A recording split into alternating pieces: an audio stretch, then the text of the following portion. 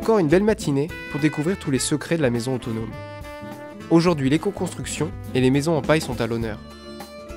Patrick nous propose donc d'aller du côté du hameau, découvrir l'habitaire, cette maison faite de bois, de terre et de paille.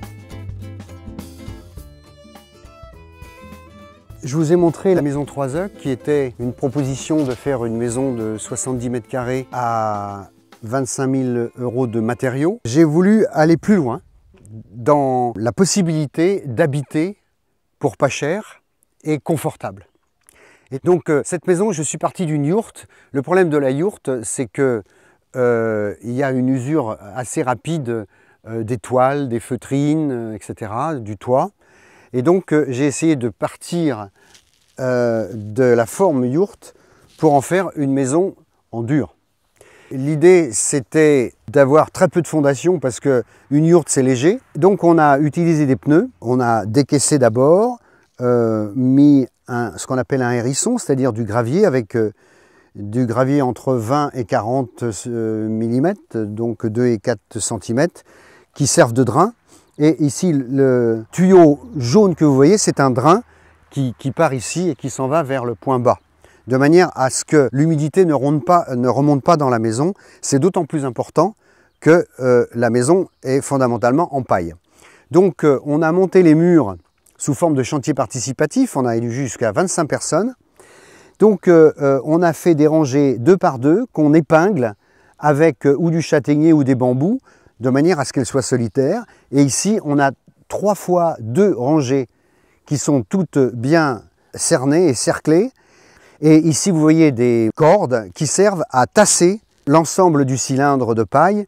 J'ai fait ça pendant environ 1 mois pour bien tasser à chaque fois, de manière à ce que lorsqu'on doit mettre les poutres, eh bien, il n'y ait pas un affaissement et une déformation. On le fait légèrement fermé, comme ça, très légèrement, parce que quand c'est comme ça ne pourra pas aller plus loin, mais quand c'est comme ça, ben, ça peut tomber.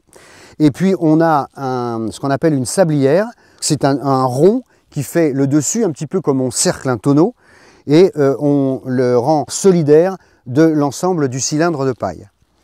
Et puis après, ben, il y a toute la phase qui est longue, si on est tout seul, il faut le reconnaître, qui est la phase de faire des enduits terre. Donc la terre, on l'a prise dans le coin, là, et avec de l'eau de pluie, donc ça ne coûte rien, et on a un enduit intérieur et un enduit extérieur. On a choisi, parce que c'est pas cher du tout, du feutre bitumeux, et puis on a rajouté une baie vitrée, on a une coupole là-haut, qui sert pour aérer, enlever les vapeurs ou la chaleur. La maison est alimentée par les 2 autres habitats qui ont des photopiles, des capteurs solaires. Le chauffage est dérisoire. La forme ronde renvoie toutes les calories qui sont émises par un poêle très petit à l'intérieur. Donc c'est un cocon très isolé. C'est agréable à vivre. Un jeune couple qui n'a pas d'argent, au lieu d'assister les gens, on pourrait leur proposer de faire un jardin et de faire une maison, ce qui foutrait complètement en l'air la société de consommation. Et en fait, les gens consommeraient ce qu'ils font. Donc on n'est pas contre la consommation, mais on est pour essayer de profiter soi-même de ce qu'on fait. Le système n'est pas fou, hein. Le prix de la terre a augmenté, et donc c'est pour ça qu'il est bon de se mettre à plusieurs pour acheter un terrain. Parce que le prix du mètre carré constructible est horriblement cher, c'est totalement scandaleux. Ça serait une première des réformes à faire. C'est de réguler le prix du terrain. Rien de mieux pour connaître un sujet que de mettre les mains dedans. Nous rencontrons Terra qui nous fait découvrir la paille chaude, un isolant simple et très efficace. Pour réaliser la préparation, il suffit de mélanger l'eau et la chaux, puis d'y incorporer la paille.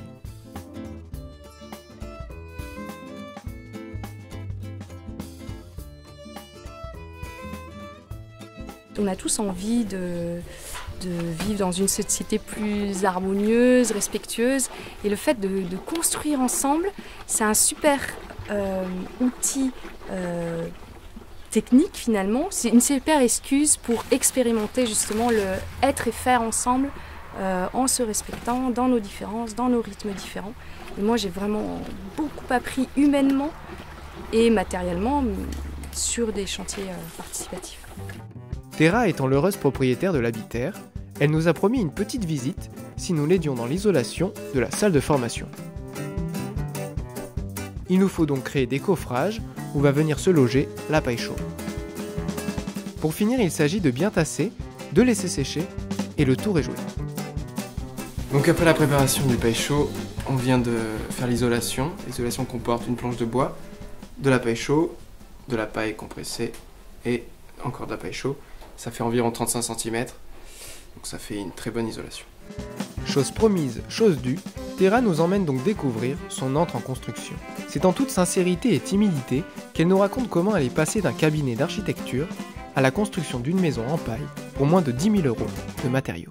Comment ça se passe avec Patrick? C'est lui qui a décidé de construire cette maison et toi qui après t'es ajouté au projet ou c'est une idée commune? Je dirais que c'est vraiment plus à l'initiative de Patrick et Brigitte. Et moi à ce moment-là j'avais quitté mon boulot et en quittant mon boulot je m'étais dit mais quand même je construis des maisons qui coûtent tellement cher, ça me paraît aberrant, il doit y avoir des solutions pour construire moins cher. Et à ce moment-là je rencontre Patrick qui dit moi je pars sur ce projet-là du coup j'ai proposé de l'aider, mais dès le départ.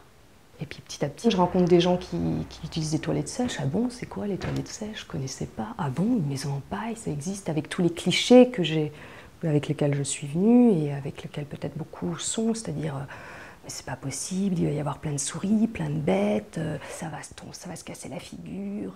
Et tout ça, c'est des idées très fortes et j'ai voulu aller faire l'expérience directe et rencontrer des gens. Mais c'est un chemin énorme. C'est un chemin énorme. Oui, alors pour quelqu'un qui a fait des études d'architecte, pourquoi se tourner vers une maison ronde? Ah, c'est une belle question. Parce que il n'y a pas d'angle. L'énergie circule différemment en fait dans une maison ronde. J'avais très envie de vivre dans une maison ronde. Et c'est vrai que le rond est partout, c'est le cercle qui rassemble. Dans le cercle, tout le monde est à même égale distance du centre. Il n'y en a pas un qui est en avant. Tout à l'heure, tu nous disais qu'il y aura un petit frigo ici. Comment ça se passe? Alors là, c'est plus une chambre froide pour l'instant. C'est à 10 degrés quand on couvre avec de l'isolant. Mais on va mettre à l'intérieur une jarre en terre et autour, on va mettre du sable et de l'eau. L'eau dans le sable va s'évaporer au contact et va créer de la fraîcheur dans la jarre. Quand c'est couvert avec l'isolant, c'est à 10 degrés.